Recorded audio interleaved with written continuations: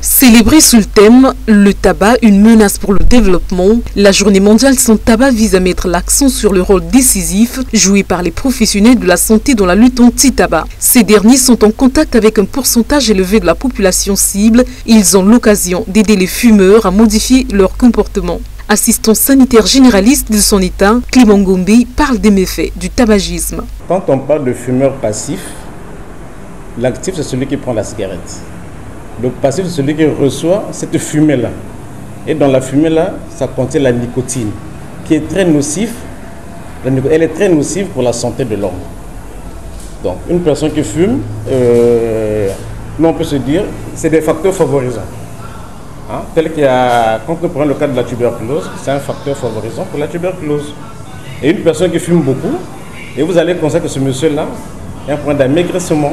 Et quand la personne fume beaucoup aussi, les répercussions, c'est au niveau de la ventilation. C'est au niveau des poumons. Et quand ça se dépose au niveau des poumons. Et si bien, quand vous voyez cette personne qui fume beaucoup et la personne qui est valide, si vous les mettez les deux, c'est simple de faire une étude comparative. Dans la marge, vous allez vous rendre compte que non, ce monsieur-là, celui qui fume, il sera essoufflé par rapport à celui qui ne fume pas.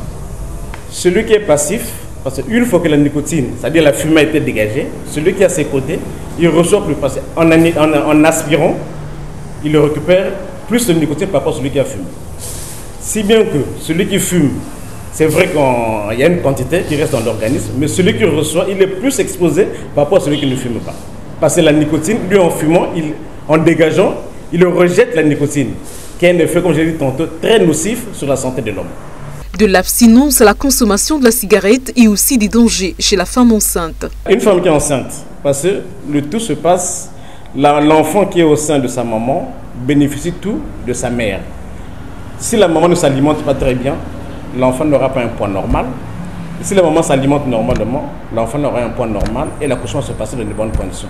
Mais si la maman là, se met à fumer, à ce moment-là, elle est en train de favoriser ce qui peut arriver. Parce que chacun a son organisme. Parce que quand l'organisme va déclencher les symptômes, on ne va pas se rendre compte. L'accouchement peut être prématuré. L'enfant là peut naître avec un poids qui n'est pas normal. Ou quoi, à la naissance de l'enfant. L'enfant peut avoir quelques séquelles, mais parfois les gens ignorent l'origine. Donc du coup, la femme qui est enceinte, en réalité, elle ne doit pas s'amuser à prendre de la cigarette. Arrêter de fumer est parfois un véritable parcours de combattants et des alternatives au sévrage total de tabac font régulièrement leur apparition. Aux consommateurs donc de prendre la mesure qui s'impose pour sa santé.